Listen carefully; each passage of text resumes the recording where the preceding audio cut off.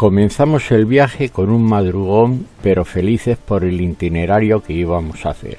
Pasamos por Zaragoza y vimos en la lejanía el Pilar. Un poco más adelante efectuamos la primera parada para descanso, estirar las piernas y reanudamos el viaje con destino a Arenys de Mar, donde comimos. Luego paseo por la playa, café en una terraza y continuar con el viaje. Vimos los Pirineos nevaditos, que estaban preciosos, hasta llegar a Perpiñán, donde cenamos y dormimos.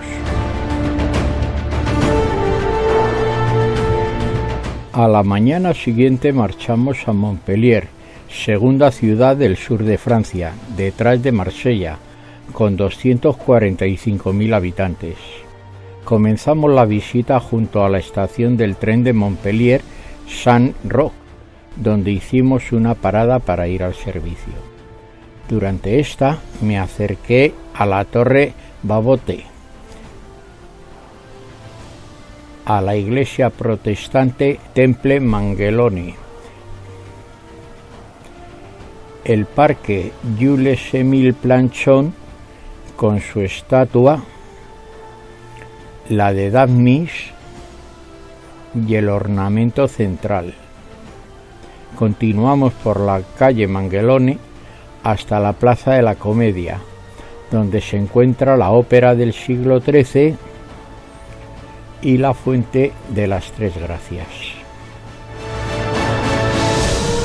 En la explanada Leo Mayet vimos el Palacio de la Prefectura, donde en el balcón Philippe Tain y Francisco Franco se dieron la mano. De aquí bajamos por la Rue Saint-Pierre para subir al mirador de la Canoguet, donde se encuentra el monumento homenaje a dicha batalla, y pudimos contemplar las torres de la catedral. Continuamos hasta llegar a la Catedral de San Pedro, que fue originalmente la capilla del monasterio benedictino Colegio San Benito San Germán, fundado en 1364 por el Papa Urbano V, y se consagró en 1373. La escuela de medicina adosada a la catedral, fundada por unos médicos judíos a principios del siglo XIII, dio origen a la universidad creada el 26 de octubre de 1289. La Catedral de San Pedro del siglo XIV, caracterizada sobre todo por su inusual pórtico, con dos grandes pilares exentos de 4,55 metros de diámetro y un baldaquino delante del portal principal. Casi los únicos restos originales de la primitiva iglesia monacal del siglo XIV. Consta de una sola nave, con 5 tramos, que delimitaban las capillas laterales, en número de 14. En el siglo XIX se reconstruyó la torre del campanario y se realizó la adición de las capillas en el coro, que sin embargo no se dotó con el deambulatorio previsto inicialmente. Con unas dimensiones de 95 metros de longitud total y una anchura con las capillas de 26 metros, tienen una altura de 28 metros. Dentro, lo primero que llama la atención es el gran órgano Le Pinet, creado en 1778 y restaurado por la empresa Kern de Estrasburgo en 1978. Los vitrales del transepto y del coro, realizados por Edmond Duron y Paul Nicot, se instalaron entre 1870 y 1872. Las del coro ilustran los santos obispos de la zona. En el crucero, 2 rosetones enfrentados nos muestran los profetas del Antiguo Testamento y los apóstoles del Nuevo. Al regreso al autocar pasamos por el Rectorado de Medicina y más adelante vimos el Arco del Triunfo y el Palacio de Justicia, que están en la misma plaza. Admiramos los diferentes edificios de la calle Mangelone, con sus tranvías y el espectacular aparcamiento construido a continuación de la estación del tren. Continuamos viaje a Nimes, asentamiento celta en sus orígenes, pero entre el año 120 y 117 a.C. fue ocupada por los romanos para asegurar el camino hacia Hispania. En el siglo II sustituyó a Narbona como capital de la zona y en el 462 cayó en poder de los visigodos. Tiene una población de 146.000 habitantes. Es famosa por la multitud de restos de la época romana que se conservan en bastante buen estado, destacando entre ellos el anfiteatro y la Maison Carré, antiguo templo romano. Ambas construcciones datan del siglo I y se encuentran en el casco urbano. En sus alrededores se halla la Torre Magna, aproximadamente del siglo I a.C., y el Puente Garat, uno de los más famosos acueductos romanos construidos por Agripa. Son también reseñables la Catedral de San Castor, cuya construcción empezó en el siglo XI, y los jardines de la Fuente del siglo XVIII.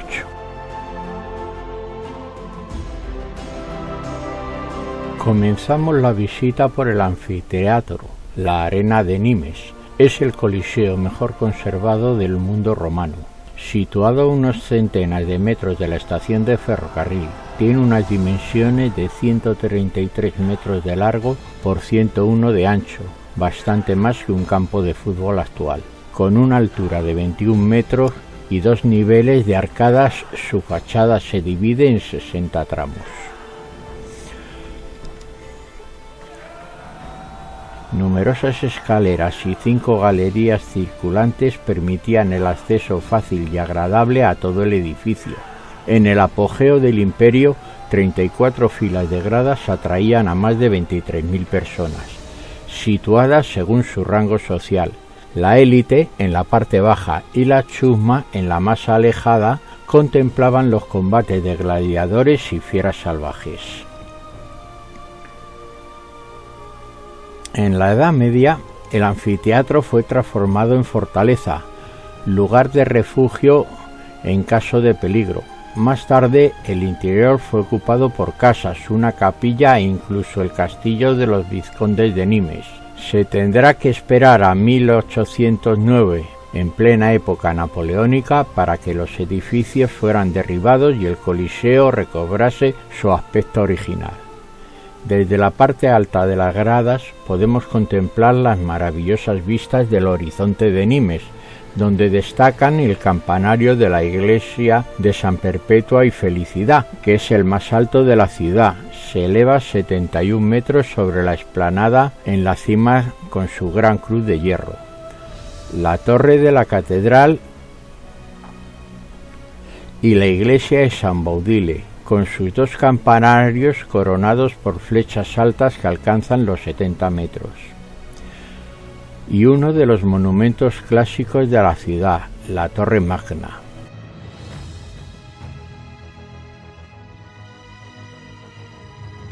Actualmente el anfiteatro se utiliza como plaza de toros y recinto de conciertos musicales y espectáculos variados. Terminada la visita del anfiteatro, fuimos a comer y pasamos por la iglesia de San Pedro. Muchas iglesias de Nimes fueron construidas en el siglo XIX. Este es particularmente el caso de la iglesia de San Pedro, en estilo neorrománico, diseñada por el arquitecto Charles-Auguste Quetel entre 1835 y 1849. Tiene un poderoso campanario que se eleva a 62 metros en el cruce del transepto de la nave y forma una cúpula en el crucero. La altura de las bóvedas de la nave central alcanzan los 18 metros. La fachada es con 3 porches, inspirada en los portales de San Trófimo de Arles y los de la iglesia abacial de San Gillet. El campanario, mientras tanto, con 2 niveles de arcadas, toma el modelo de San Honorato de Aliscamp, en Arles, mientras se agrega una flecha alta. La cabecera también es notable, con su ábside semicircular enmarcado por 2 absidiolos que juntos forman con los techos el campanario una elevación con múltiples recesos particularmente exitosa. Por último, cabe señalar que San Pedro de Nimes es el primer proyecto de iglesia neorrománico presentado en Francia en el siglo XIX y que es un gran edificio de este siglo. Después de comer en el restaurante El Chapon Fin, nos dirigimos a la catedral pasando por la Maison Carrier, literalmente la Casa Cuadrada. Este templo fue construido a principios del siglo I después de Cristo en honor de Cayo y Lucio César, nieto e hijo adoptivo del emperador Augusto. La construcción formaba parte del foro, centro económico y administrativo de Nemours, nombre puesto por los romanos a Nimes. Al parecer está inspirado en los templos de Apolo y Marte Utor de Roma. Pasamos por la Plaza del Reloj, en el centro de la zona comercial donde se encuentra la Torre del Reloj. Es una torre de reloj de 31 metros de altura en el centro histórico de la ciudad. El edificio actual fue reconstruido desde 1752 hasta 1754, en lugar de un campanario más antiguo del siglo XV, vestigio del antiguo ayuntamiento. Nos da una pequeña sombra y sobre todo la hora, a 2 pasos de la catedral y de la Mansión Carré.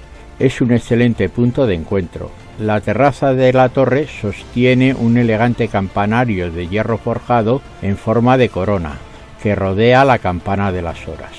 Y llegamos a la Catedral de San Castor. Situada en pleno corazón de la zona comercial, la iglesia ha tenido una convulsa historia, muestra de las guerras de religión que azotaron toda la región durante 2 siglos. Construida en 1646 sobre restos romanos, aprovechando una iglesia merovingia del siglo XI. Fue demolida y reconstruida 2 veces en los siglos XVI y XVII. La arquitectura religiosa medieval está relativamente poco representada en Nimes, flanqueada por una enorme torre de unos 40 metros que ha sufrido el ataque de las guerras religiosas y que todavía debe ser restaurada. La fachada está marcada en parte por los arcos lombardos y un frontón triangular de arte románico provenzal, que alberga en el lado izquierdo tras un bajorrelieve del Antiguo Testamento. Solo la torre norte y las 6 primeras escenas del friso esculpido en el amplio frontón de la fachada pertenecen al edificio original. El interior fue rediseñado por completo a finales del siglo XIX por el arquitecto diocesano Henri-Antony Revoli, que restauró también, entre otros, el anfiteatro romano o la catedral de Montpellier. La altura abovedada de la nave es de 20 metros. Este no es un edificio grande, ya que la nave tiene solo 55 metros de largo. Vimos, sin embargo, la Capilla del Rosario, un bello ejemplo de la arquitectura religiosa barroca del siglo XVII. Un sarcófago paleocristiano integrado en el altar de una capilla lateral y, por supuesto, el friso de gran frontón de la fachada, obra maestra del trabajo de la escultura del románico, parcialmente restaurada en el siglo XVII, que también inspiró las representaciones antiguas. La catedral es elevada a basílica en el año 1882. Gracias, sin embargo, al impedimento a Henri-Antony Revoli, que no se le permitió rediseñar la fachada en estilo neorrománico, podemos contemplar esta fachada del siglo XII. Saliendo de la catedral, pasamos por la Fuente del Cocodrilo en la Plaza de Marché, ubicada en el corazón de Cusón, una obra creada por los escultores italianos Silvio y Vito Tongiani. El cocodrilo que se enfría en el agua del cuenco del mármol y la palma en el otro lado de la plaza recuerdan el escudo de armas de la ciudad. Volviendo hacia el autocar, volvimos a pasar por la plaza de Assas, la plaza del centro de la ciudad, con una imponente fuente imaginada por el artista Martial Riaset a mediados de la década de 1980. Es una fuente monumental en mármol blanco. La plaza del centro de la ciudad, con una imponente fuente imaginada por el artista Martial Riaset a mediados de la década de los 1980. Es una fuente monumental en mármol blanco. Su elemento principal, una mujer de pie, representa alegóricamente la ciudad de Nimes, Lleva como corona los emblemáticos monumentos romanos de la ciudad, el Coliseo romano y la columnata de la Maison Carré. La estatua principal está rodeada por 4 estatuas, cuyas cuencas recogen agua. Estos 4 personajes, 2 hombres y 2 mujeres, representan 4 ríos principales en la región de Nimes. La fuente de Nimes, fuente madre de la colonia romana, el Gardón, la fuente de Eure y el Ródano. Cada una de estas representaciones se identifica por su nombre latino grabado en su base. Y continuamos camino hacia Marsella, donde al llegar nos dimos un paseo por el puerto antiguo. Vimos la Catedral de Santa María la Mayor, la Basílica de Nuestra Señora de la Guarda en lo alto de una colina, ambas de lejos, que al día siguiente visitaríamos. Vimos el ayuntamiento que está en el puerto, la iglesia de los agustinos, y ya por la calle Canebier, el Palacio de la Bolsa, el centro comercial Marsella-Canebier y muy a lo lejos la Puerta de Ais, arco del triunfo edificado para gloria del rey Luis XIV.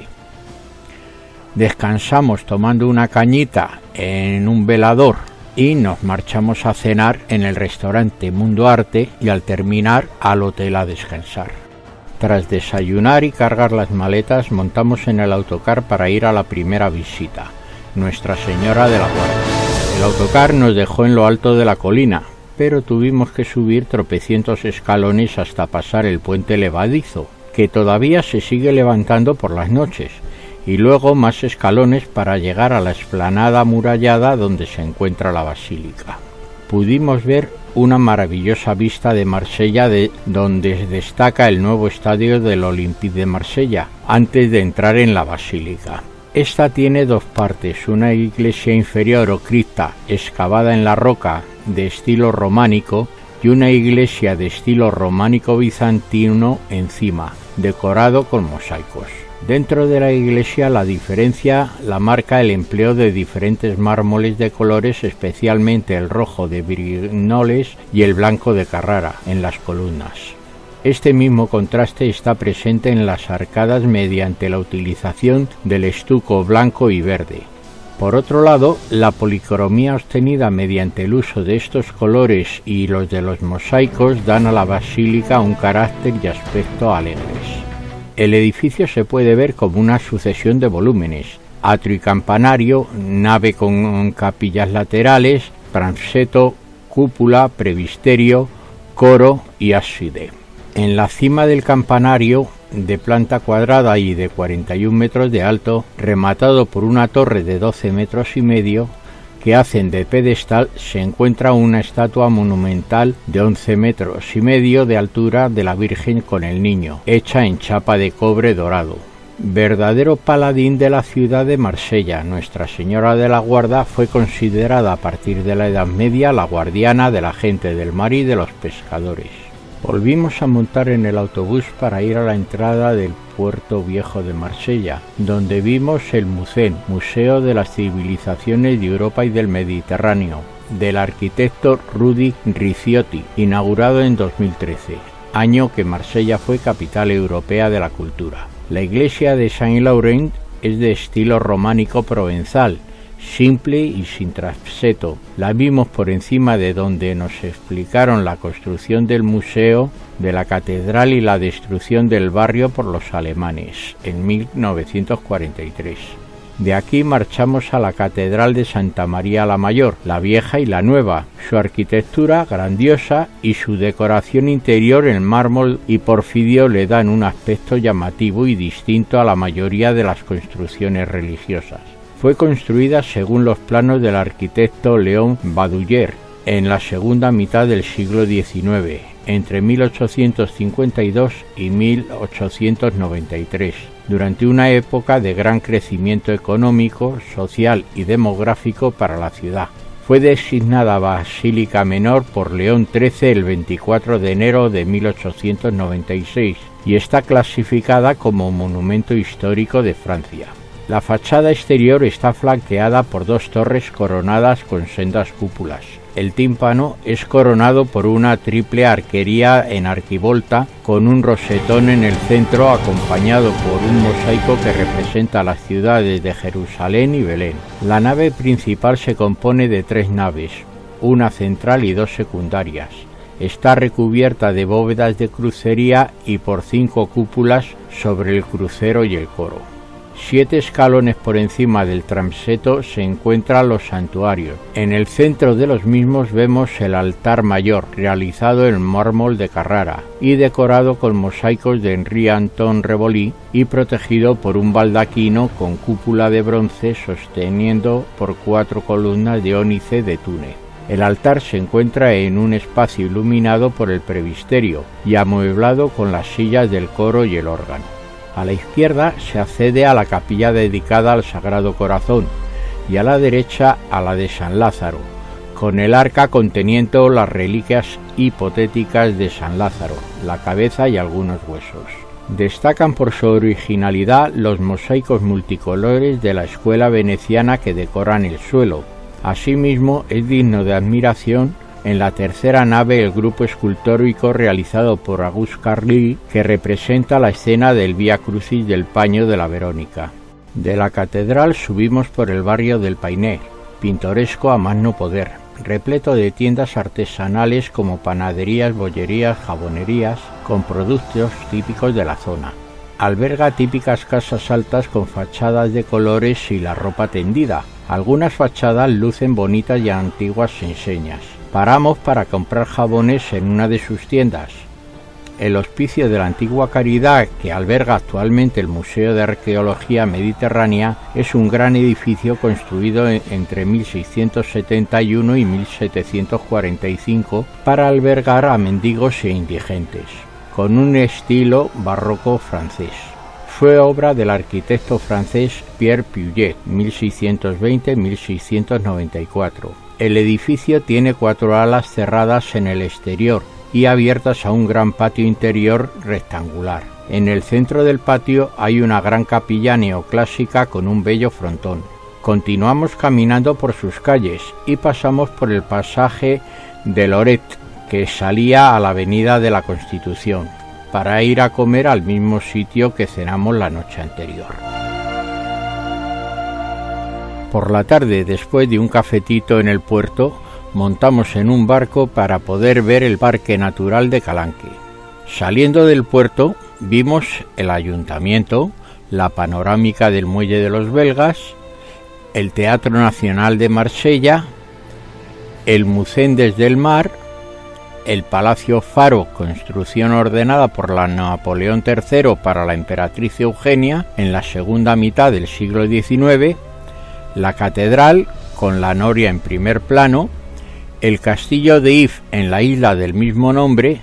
Este castillo es una fortificación edificada entre 1527 y 1529 en una pequeña isla del archipiélago del Frioul. Pasamos por el estrecho de la Isla Mayor con sus ruinas.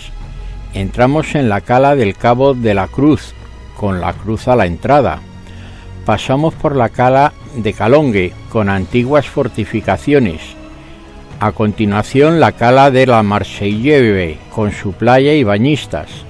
También nos dieron la bienvenida una bandada de gaviotas. Nos deleitamos con el maravilloso panorama de los acantilados que veíamos a nuestro alrededor y la última zona con casas que visitamos fue el Calanque de Sormiu y desde aquí regresamos a puerto a toda velocidad que daba nuestro barco. Nos despedimos de Marsella montando en el autocar y pusimos rumbo a Cannes. Por la mañana, tras unos cuantos kilómetros, llegamos a Mónaco y fuimos al casino paseando por sus calles, con los guardarraíles puestos para el Gran Premio de Fórmula 1, hasta llegar a la plaza del casino. Este fue construido por el arquitecto Charles Granier, que también creó la Ópera de París. Es claramente de estilo Beaux-Arts, también conocido como estilo Segundo Imperio o estilo Napoleón III. La construcción comenzó en 1858 y la apertura en 1863. Pasamos por el hall de entrada para pasar al atrium para recoger las entradas y comenzar la visita por la sala renacentista con una primera selección de 50 máquinas y con la exposición de las primitivas máquinas tragaperras. Algunas no pudieron contener la emoción. La sala Europa está dedicada a los juegos de mesa, desde la ruleta hasta el póker, así como el blackjack y el punto blanco, con una decoración majestuosa. En la sala de las Américas, que es una sala con tonalidades y un ambiente acogedor, se dedica por completo a las máquinas tragaperras. En la sala blanca, inicialmente planificada como una sala de chat, realización del arquitecto Henry Smith, está adornada con la pintura de las gracias florentinas del pintor Paul Gervais. En esta sala jugamos a jugar por las diferentes mesas. Alguno se atrevió de croupier y otros simplemente posamos. También, y cuando el tiempo lo permite, se puede jugar en la terraza de la sala blanca.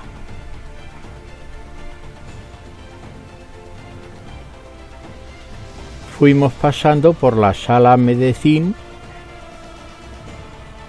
la sala Touset, donde disfrutamos de la majestuosa decoración de estas salas.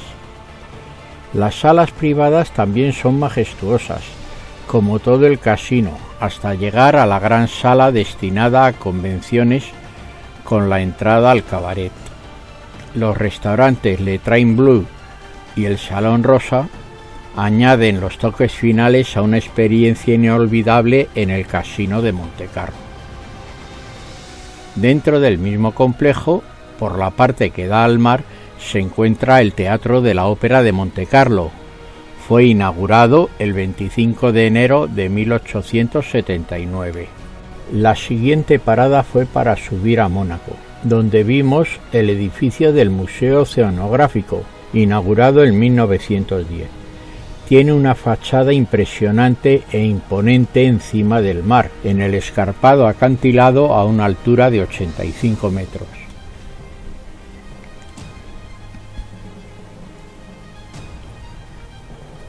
Continuamos hasta la Catedral de San Nicolás. La catedral actual ocupa el lugar de lo que fue la primitiva iglesia parroquial de Mónaco, construida en 1252 y dedicada a San Nicolás, que fue demolida en 1874.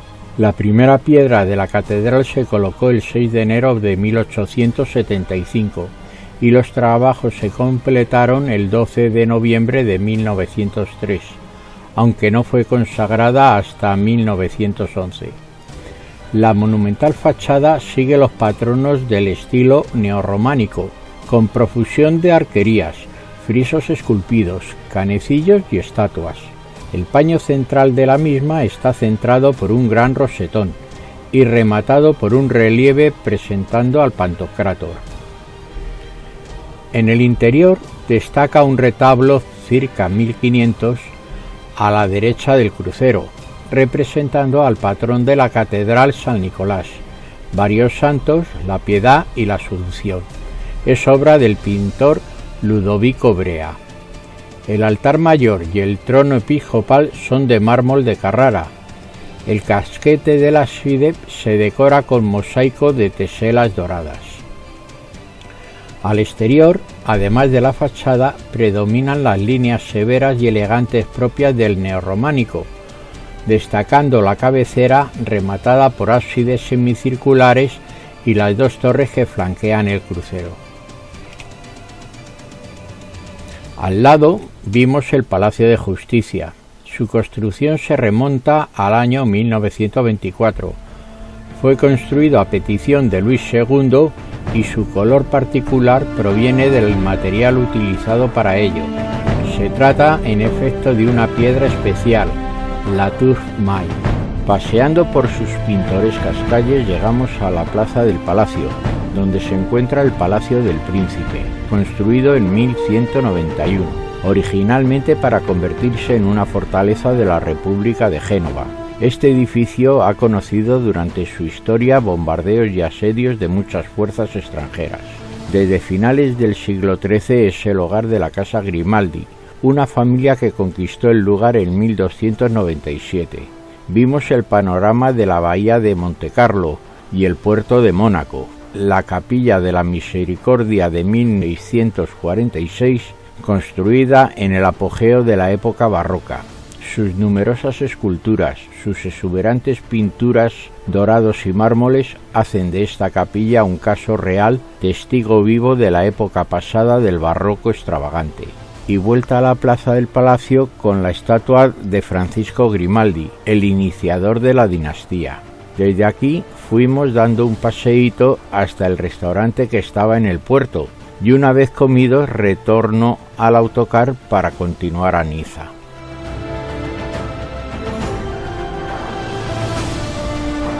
Al llegar a Niza, desde el autocar vimos la Tête Carrée. Imaginada por el escultor Sacha Sosno, la Tête Carrée es el símbolo clave de la arquitectura contemporánea de la ciudad. Acoge las oficinas de la Biblioteca Municipal Luis Nucera. No dejará de llamar la atención con sus 30 metros de alto y 14 de ancho. Nos dejaron en el Parque Alberto I, uno de los jardines más antiguos de la ciudad.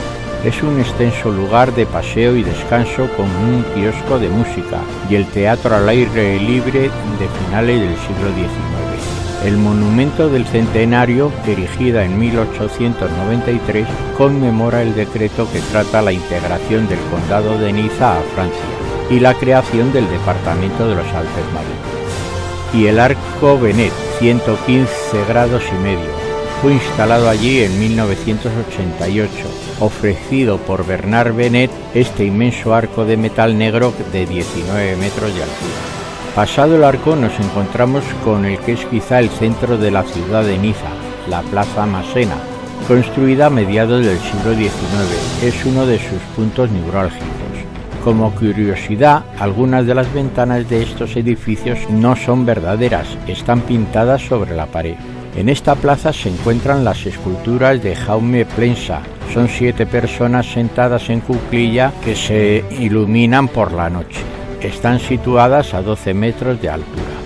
La plaza es muy armoniosa.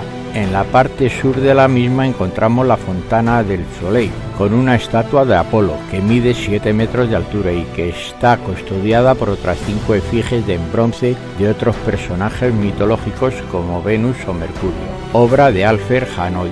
Y hacia el este la plaza da lugar a lo que se conoce como el barrio de las Artes. Adentrándonos en el barrio llegamos a la plaza del Palacio de Justicia, construido entre el 1890 y 1892, ocupando el emplazamiento del antiguo convento de los dominicos. El Palacio de Justicia adopta la morfología muy tradicional con columnata y gran escalera de estilo neoclásico. Al otro lado de la plaza encontramos el Conservatorio de Música. Girando a la izquierda fuimos a la Plaza Rossetti, donde se encuentra la Basílica Catedral de Santa María y Santa Reparata. Promovida catedral en el siglo XVI, es el más vasto santuario de la vieja Niza, inspirada en los modelos arquitectónicos romanos de principios del barroco. El edificio está organizado según un plano basilical en cruz latina. El decorado de las capillas y del coro es particularmente suntuoso y el interior está inspirado en la Basílica de San Pedro de Roma. Lo siguiente que vimos fue la iglesia de la Asunción, provista de una arquitectura sombría en el exterior, pasa casi desapercibida, pero posee en el interior una ornamentación barroca rica en estucos, falsos mármoles dorados y pinturas en trampatojo. Construida en el siglo XIII, este edificio fue completamente reformado en el XVII. Los habitantes de Niza la conocen como la iglesia de Santa Rita, patrona de las causas perdidas. El altar está entrando a la izquierda. Continuamos recorriendo el barrio y nos paramos en una curiosa tienda de regalos turísticos, para pasar a continuación por la casa de Adán y Eva, único testimonio que queda de las casas pintadas de otros tiempos. Este bajorrelieve ejecutado en 1584 en un camafeo de tonos, representa a Adán y Eva desnudos en el jardín del Edén amenazándose con garrotes. Continuamos por la plaza Curxelleia, zona peatonal en el corazón del viejo Niza, hasta la iglesia de la Misericordia, construida a partir de 1770 según los planos de Bernardo Vitoni. Está constituida por una nave elíptica flanqueada por dos capillas laterales semicirculares. Al lado está el Palacio de la Prefectura, Palacio de los Duques de Saboya en el siglo XVII, Hospital de la Revolución y Prefectura cuando Niza fue anexada a Francia en 1860. Este edificio ha conocido numerosas reconstrucciones. Actualmente, después de diferentes funciones, el Palacio de la Prefectura es la sede de la residencia del prefecto y sigue siendo un monumento ineludible en las visitas al viejo Niza. Pasamos por Cité du Parc y salimos al Paseo de los Ingleses. El Paseo de los Ingleses y sus 7 kilómetros de playas es la imagen de marca de Niza en todo el mundo y lugar de cita de aficionados al footing, ciclistas y paseantes. Continuamos hasta la fachada trasera del Teatro de la Ópera, con la réplica de la Estatua de la Libertad, y dando la vuelta al edificio para ver la fachada principal. Este edificio histórico permanece hoy en el corazón de la vida cultural de la ciudad. Enfrente, la iglesia de San Francisco de Paula, construida entre 1736 y 1775. Su estilo mezcla el barroco tardío, piamontés y el neoclásico. Después de ver el Hotel de la Villa, de estilo neoclásico en el exterior y art déco en el interior, inmueble construido en 1730, fue utilizado sucesivamente como seminario diocesano, hospital y cuartel. Desde 1860 acoge el ayuntamiento. Nos detuvimos en la Esplanade Georges Pompidou, con sus 9 líneas oblicuas.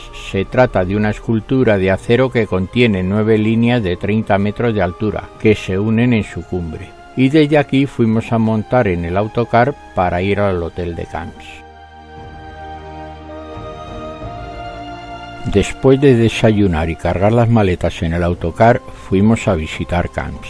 Pasamos por el Boulevard de la Cruchet, arteria principal pegada a la playa de Camps. Es conocida sobre todo por el Palacio de Festivales y Congresos donde se celebra el Festival de Cine.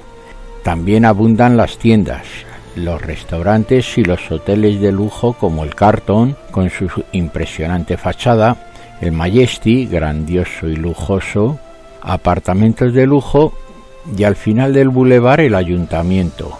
Es en sí otro monumento de excepción. Ascendimos por la colina del Suquet, cuna de Camps, para llegar a la plaza de Paul Grau, con la iglesia Nuestra Señora de la Esperanza. Esta construcción reemplazó a la antigua capilla de Santa Ana en 1627, después de más de un siglo de trabajo. De estilo gótico tardío, se destaca principalmente por su pórtico renacentista y su campanario románico separado por un pasaje abovedado. Desde la entrada, a la derecha encontramos sucesivamente la capilla de los bautismos,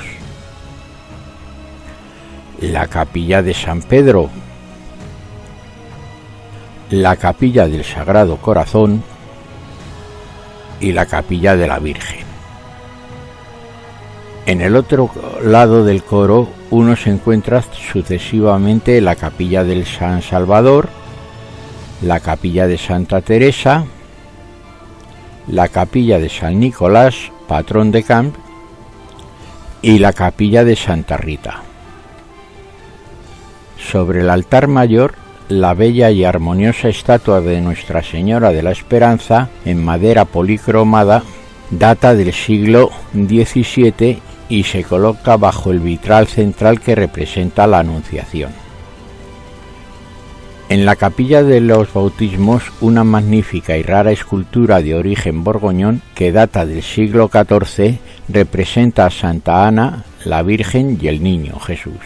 Salimos y pasamos por debajo del campanario de estilo románico para llegar a la Plaza del Castillo, que nos ofrece un panorama excepcional de toda la ciudad.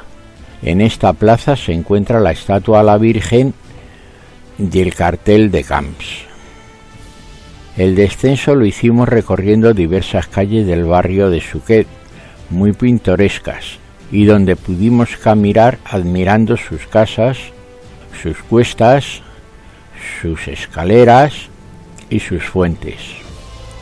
Al llegar a la plaza de la estación de autobuses, con el mural Un estudio de rodaje, al otro lado se encuentra el ayuntamiento, construido en 1876 por Louis Orlier, siguiendo los planos de Louis Durand. Frente a este está el monumento a los muertos de la Primera Guerra Mundial, construido por Albert Schubert en el año 1918. Continuamos por el Boulevard de la Croix hasta llegar al Palacio del Festival, con su Paseo de la Fama y su alfombra roja que no estaba puesta. Enfrente está la iglesia de Nuestra Señora del Buen Viaje, del siglo XIX, con una fachada muy bonita. Desde aquí, por la línea del puerto, nos fuimos para Ais.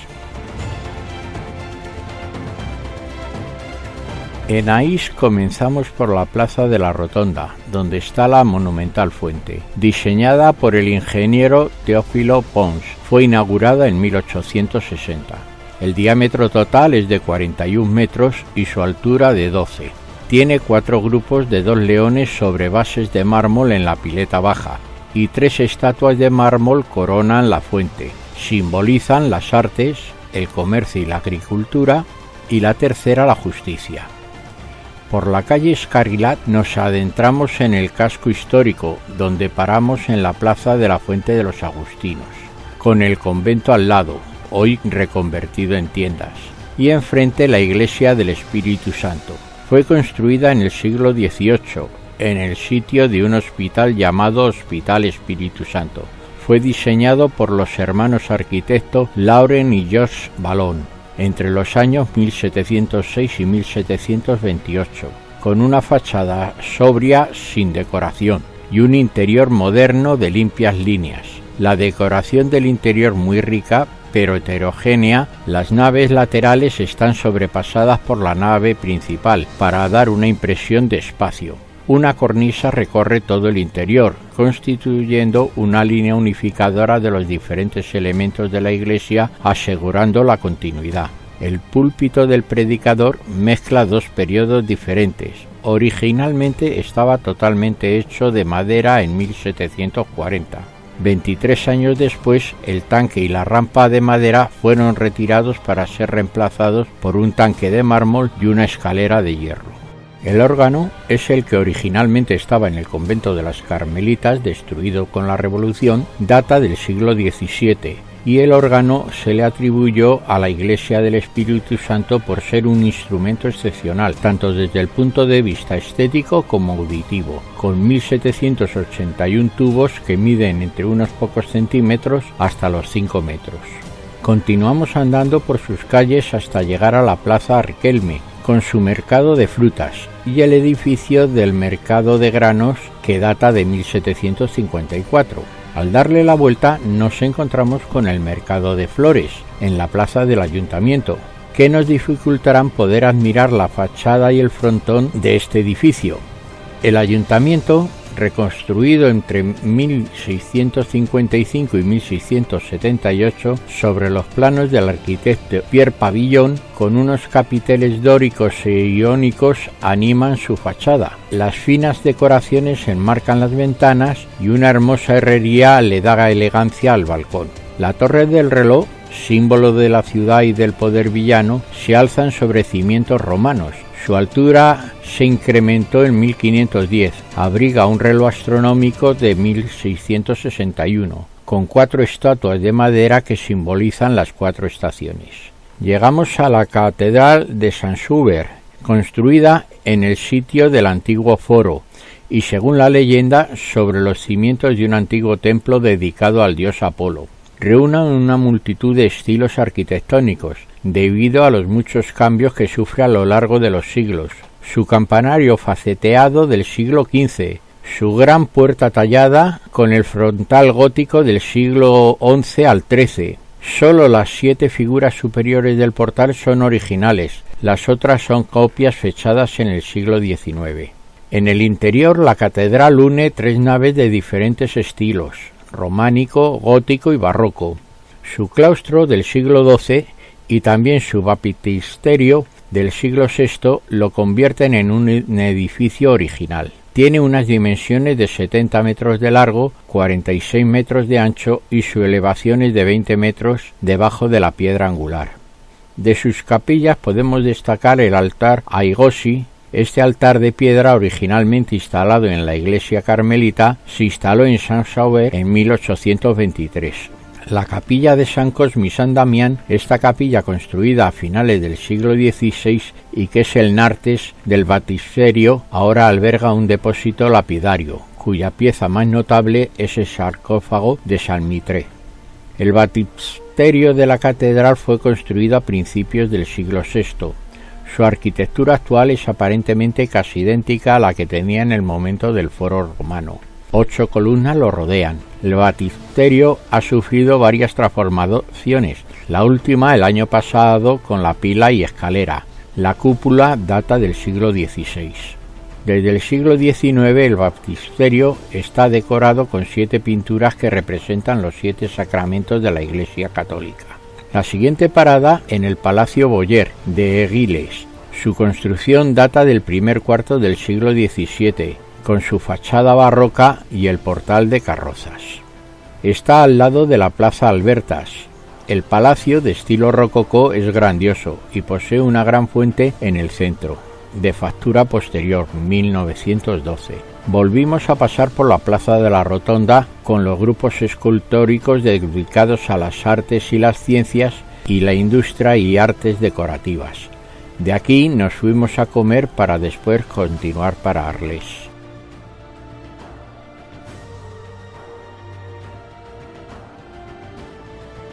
En Arles, lo primero que vimos fue la Capilla de la Caridad. La fachada muestra un pórtico enmarcado por 2 columnas germinadas con capiteles corintios y coronado por un gran frontón triangular. Es parte del convento de los Carmelitas, hoy el Hotel Julio César. Nos adentramos en el casco histórico para llegar a la Plaza de la República, donde vimos su decoración más famosa, el Obelisco de la Espina, del siglo IV. Su altura junto con el pedestal es de aproximadamente 20 metros. Al frente, el ayuntamiento. Vemos en la fachada del primer piso un balcón enmarcado por columnas dobles. En el segundo piso un frontón central con un sol, símbolo de Luis XIV. Entramos y vemos la sala de la planta baja con su bóveda, considerada la obra maestra absoluta de la estereotomía francesa. La escalera de honor con su Venus de Arles y 2 leones de Dediu. Salimos y admiramos la fachada románica de la Catedral de San Trófimo. Esta portada es uno de los tesoros de la escultura románica, presentando la historia del Apocalipsis según San Juan y el Evangelio de San Mateo. Su portada está organizada como un arco de triunfo, con la representación escultórica del juicio final. En el tímpano se encuentra el Pantocrátor con Cristo enmarcado en una mandorla con los símbolos de las 4 figuras del tetramorfo, es decir, los evangelistas: el ángel alado de San Mateo, el león alado de San Marcos, el toro alado de San Lucas y el águila de San Juan. En el friso del dintel están representados los apóstoles y en el friso que recorre toda la portada se encuentran esculpidas los condenados, a la derecha de la portada, y los elegidos, a la izquierda. Construida en el siglo XII sobre el emplazamiento de una basílica menor del siglo V, llamada de San Esteban. El ábside y el transeto fueron probablemente lo primero en construirse a finales del siglo IX, y la nave y el campanario fueron acabados en el segundo cuarto del siglo XII. La iglesia románica tiene una larga nave central de 20 metros de alto. Las laterales son más bajas. El transeto sostiene el campanario central cuadrado. Las ventanas son pequeñas y quedan en lo alto de la nave, por encima del nivel de las naves laterales. Un coro gótico con deambulatorio añadido en el siglo XV reemplazó los 3 ábsides originales. La nave central tiene 40 metros de largo, 15 de ancho y 20 de alto. Los tapices de abusón del siglo XVII, con una decoración inspirada flamenca, ilustran el ciclo de las escenas de la vida de la Virgen María. Se exhiben en las paredes norte y sur de la nave. En la capilla del Santo Sepulcro se encuentra encima del sarcófago gemio un grupo tallado en la piedra del siglo XVI que representa el entierro. En la capilla de los Reyes se encuentra la tumba del arzobispo Gaspar, realizada por el escultor arlesine Jean de Dieu. Salimos de la catedral y a continuación vimos el teatro antiguo. Es un teatro romano, construido a finales del siglo I a.C. El teatro inicial incluía 3 partes: la cavea o platea, espacio semicircular que recibía a los espectadores, la escena donde actuaban los protagonistas y el muro que servía a la vez de decorado y cierre del monumento. La cavea, de un diámetro de 102 metros, podía acoger a 10.000 espectadores sentados sobre 33 hileras de gradas. Los espectadores se repartían según su clase social, el pueblo en lo alto, y los caballeros y los notables sobre las gradas inferiores, y la orquesta en el semicírculo bajo. La escena propiamente dicha estaba constituida por una plataforma de madera de 50 metros de largo por 6 metros de ancho, y albergaba sus estructuras inferiores la maquinaria del teatro. La pared del fondo estaba decorada sobre 3 niveles, por un centenar de columnas de orden corintio, de las cuales solo 2 han resistido el paso del tiempo. Y llegamos a la arena de Arles. Este coliseo fue construido hacia el año 80-90 de nuestra era, en el marco de unas extensiones flavias de la ciudad, poco después de construirse el Coliseo de Roma.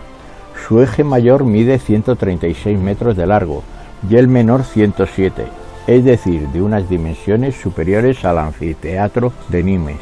Separada de las gradas por un muro, la arena, de 69 metros por 40, estaba cubierta por un suelo de madera, bajo el que se ocultaba toda la maquinaria y las jaulas de las fieras. Este edificio acoge hoy numerosos espectáculos, en particular corridas de toros, además de teatro y espectáculos musicales, una manera de combinar la conservación del patrimonio antiguo y la vida cultural de hoy.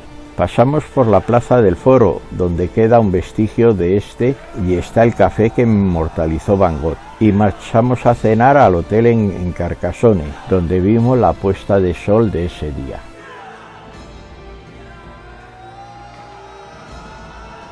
Al día siguiente vimos la City, nombrada así la ciudad de Carcassona. Entramos por la puerta de Narbona y Barbacana de San Luis. El carácter defensivo de la City a lo largo de su historia ha influenciado la complejidad de su arquitectura, donde se refleja notablemente el arte militar. La ciudad fortificada en sí consiste esencialmente en un diseño concéntrico de 2 muros exteriores con 53 torres y barbacanas para evitar el ataque de las máquinas de asedio.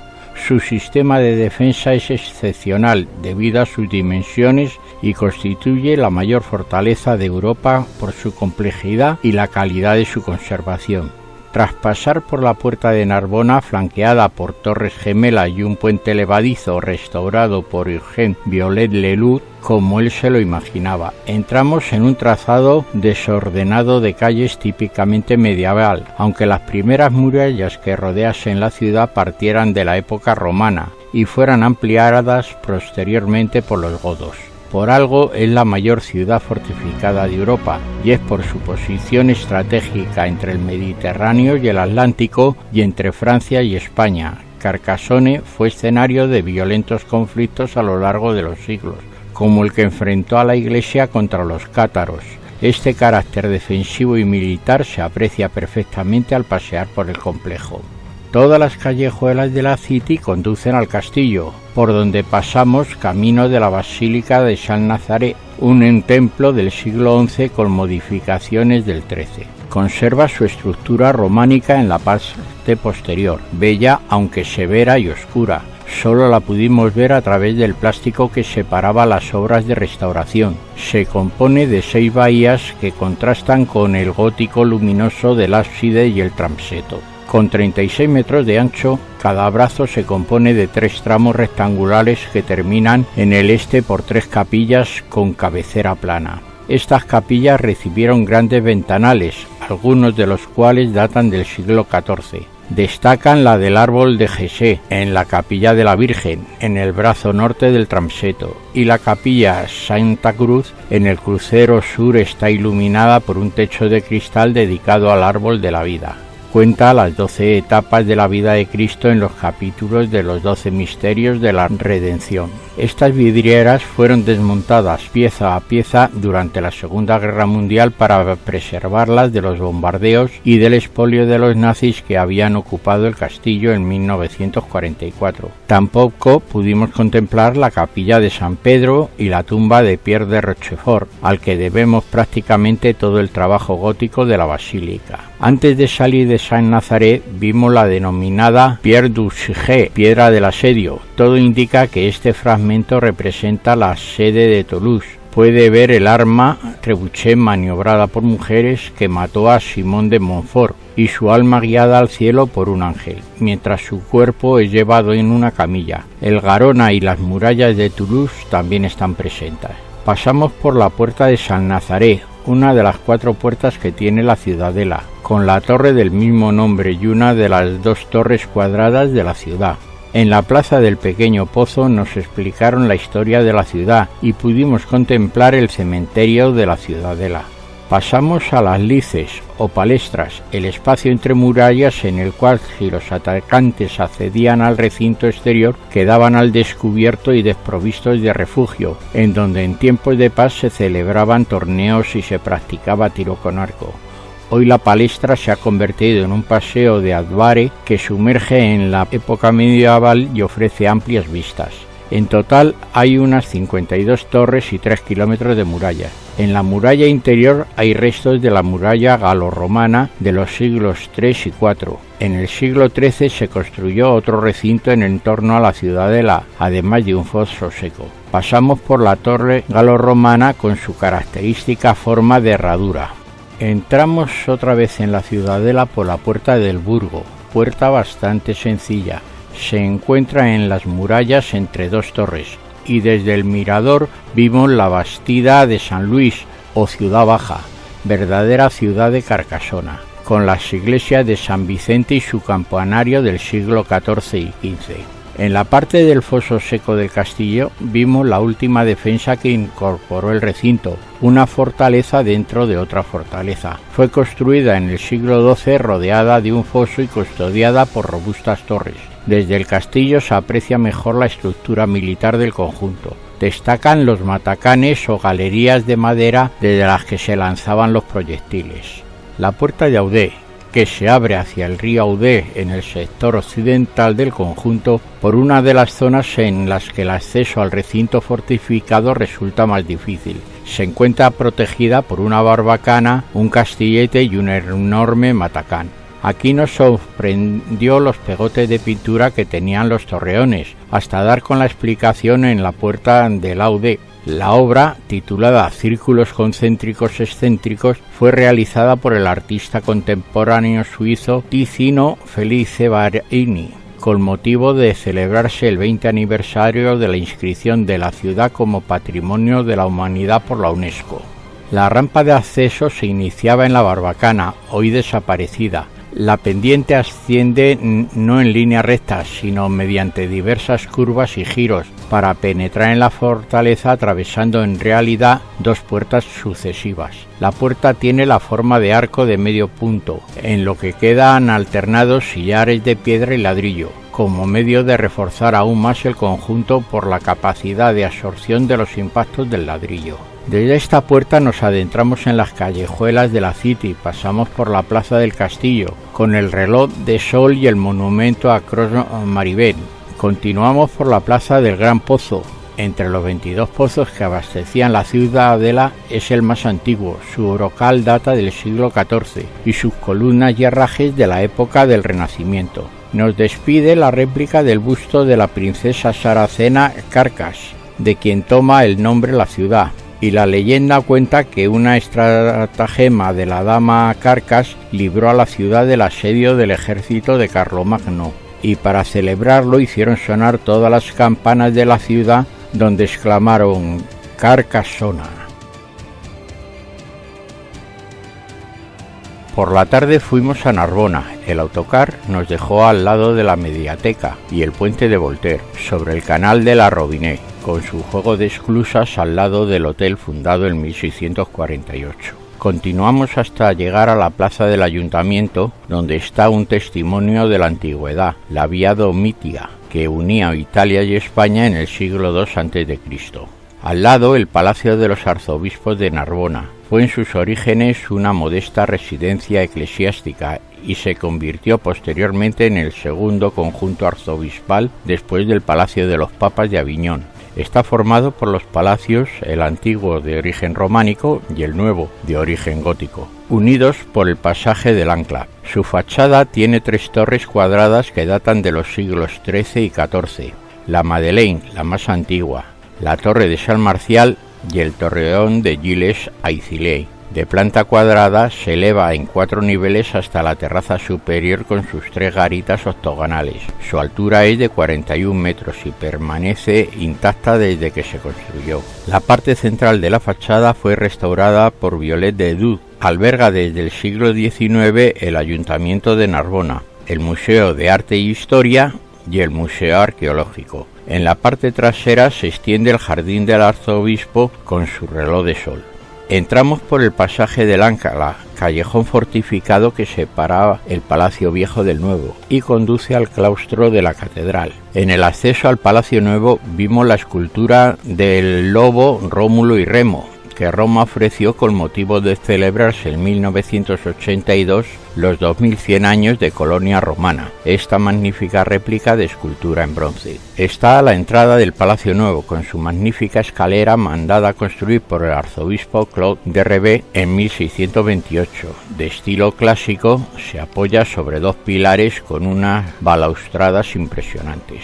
El nombre de pasaje del Ancla se debe al ancla suspendida en uno de los arcos del callejón. Esta ancla simbolizaba los derechos del arzobispo sobre la pesca. El arco oriental del callejón pertenecía a una antigua capilla del siglo IX, que formaba la base del torreón del campanario. Al final del pasaje, el arco occidental fortificado separa los 2 cuerpos del edificio. Una galería situada por encima permite la comunicación entre los 2 palacios. Después de este segundo arco hay algunos escalones que llevan al claustro y de allí a la catedral. De estilo gótico radiante, directamente inspirada en las grandes catedrales del norte de Francia. La catedral de San Justo y San Pastor se singulariza por su coro único, cuyas bóvedas ascienden a más de 40 metros de alto. Construida entre 1272 y 1340, sigue sin estar acabado. Los cónsules se negaron en aquella época agitada a destruir las murallas con el fin de proseguir la construcción. La sala del coro con el gran órgano encima, obra del artesano Muchel en 1741, de todos los bufetes de órganos franceses del siglo XVIII, el de la Catedral de Narbona es sin duda uno de los más bellos. De dimensiones impresionantes, con una altura de 23 metros, ancho de 12 y plataforma a 14 metros del suelo. Gracias a la altura del coro, con el triforio y el claristorio con sus inmensos ventanales, se consigue la gran majestuosidad de esta catedral. Con unas vidrieras de los siglos XIV y XV, el mobiliario del coro es clásico. El altar principal con baldaquino de mármol de Kaunas y bronce dorado fue una donación hecha por el cardenal Bonzo, arzobispo de 1673 a 1703. Fue construido siguiendo el modelo Jourdain-Massat. En 1752 el altar fue reconstruido por Joseph Gitat y en 1841 Violet de Dou hizo el tabernáculo y el retablo. Las capillas absidiales, 5 en total, son todas contiguas del mismo tamaño y forma poligonal. Capilla de San Martín alberga reliquias de San Martín a la izquierda del altar. El centro del retablo está adornado por la pintura de Carle Van Loo, La Resurrección de Lázaro. Capilla de Nuestra Señora de Belén. Permite ver el antiguo altar de piedra tallada policromada del siglo XVIII, descubierto en 1847. Pero restaurado solo a partir de 1954. La estatua de la Virgen con el niño de alabastro en el centro del grupo es independiente del resto de la composición. La capilla del Sagrado Corazón contiene los cimientos de la primera piedra de la catedral, enviada por el Papa Clemente IV en 1272. la capilla de San Mircea con una mesa retablo de Antonio Ribaz, La caída de los ángeles rebeldes. A la izquierda del altar principal hay una torre llamada del Tesoro. En esta zona está la tumba del caballero de la Bordée y las tumbas y catafalcos de los arzobispos. La capilla absidial tiene una estatua de alabastro de la Virgen realizada en 1400.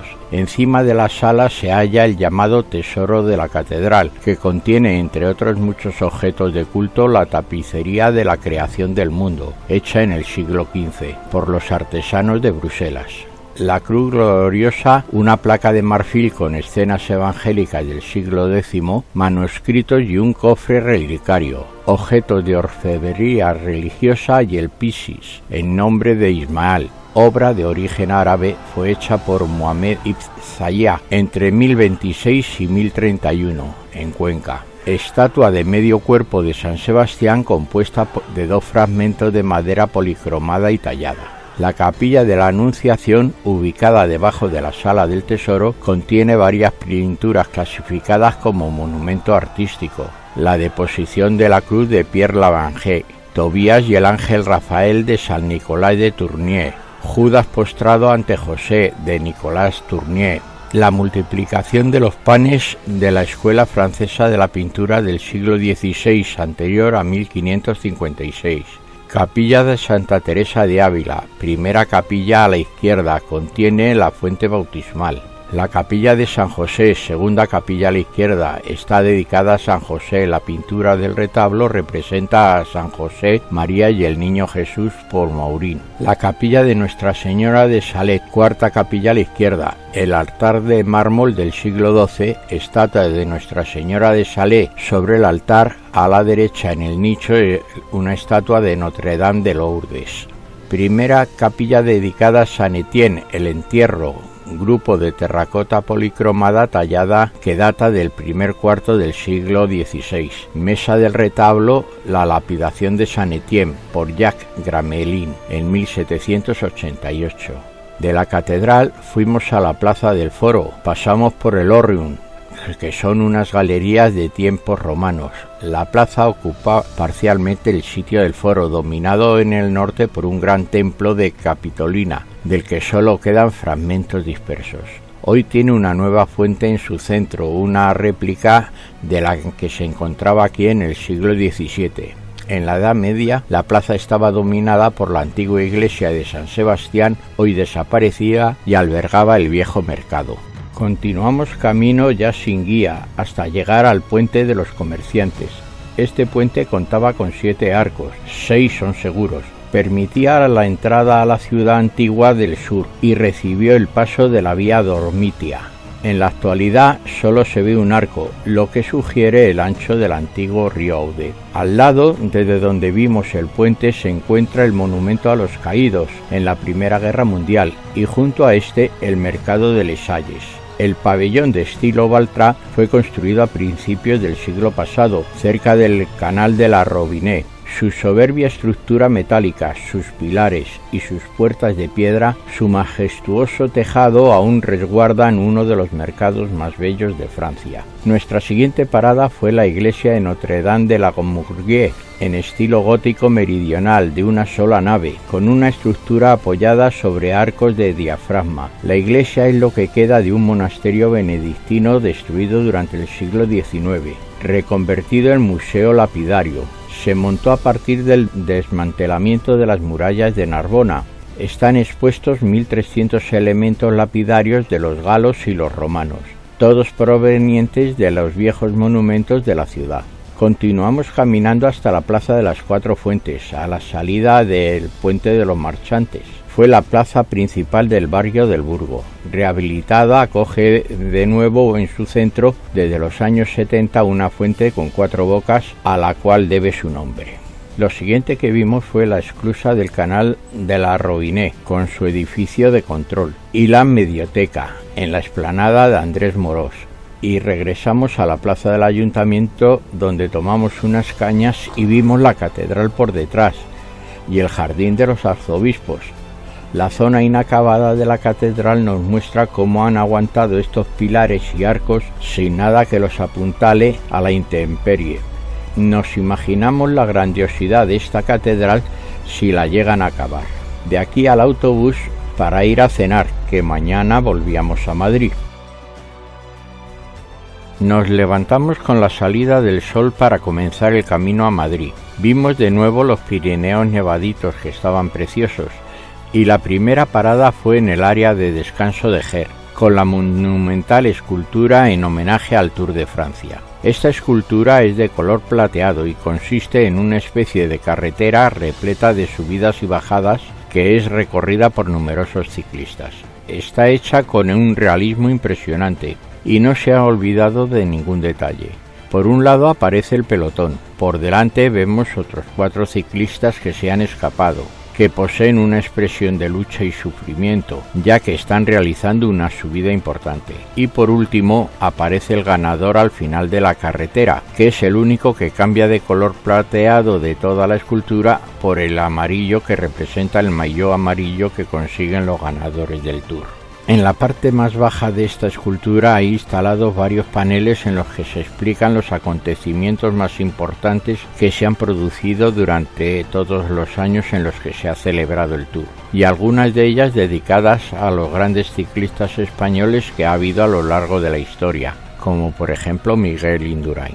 Continuamos camino hasta llegar a San Sebastián, donde paramos para comer y dar un paseo por la ciudad. Salimos de la estación de autobuses y cruzamos el río Urumea por el puente de María Cristina. Luego pasamos por la plaza de Bilbao con su fuente y desde aquí a la Catedral del Buen Pastor, edificio del siglo XIX comenzada en 1888 y terminada en 1899. No obstante, 2 años antes, en 1897, esta gran iglesia fue inaugurada, ceremonia en la que estuvo presente la familia real. Manuel Echave, autor del edificio, se inspiró en las catedrales góticas alemanas, especialmente en la de Colonia. De ahí que sea un edificio de acusada verticalidad con arcos ojivales muy agudos y profusión de elementos decorativos como pináculas y gárgolas, además de una amplia colección de vanos con vidrieras. Se trata de una iglesia con planta de cruz latina, 3 naves longitudinales, nave transversal o crucero y cabecera pentagonal, carece de girola. Los 2 hastiales del transepto alojan 2 grandes ventanales rosetones que acentúan la luminosidad interior del templo. Pasamos por el parque Alderi Eder, lugar hermoso en euskera, creado en 1880, en un antiguo campo de maniobras militares junto a la bahía de la Concha. En 1887 se construyó un casino, obra de Luis Aladrén Mendívil y Alonso Morales de los Ríos, que posteriormente pasó a ser sede del Ayuntamiento de San Sebastián. Seguimos por el Boulevard Zumardía hasta el restaurante donde comeríamos. Para hacer tiempo dimos un paseo por el barrio viejo, pasando por la Plaza de la Constitución, la Basílica de Santa María del Coro con su impresionante pórtico, la iglesia de San Vicente. Es una de las iglesias más características de San Sebastián, ubicada en la parte vieja. La iglesia de San Vicente fue construida entre el siglo XV y XVI, sobre un viejo templo anterior que fue devastado por las llamas, siendo esta última construcción la que podemos ver hoy en día.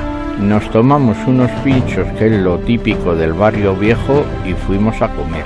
Aunque era la última comida en el grupo, estábamos contentos por el gran viaje que habíamos realizado.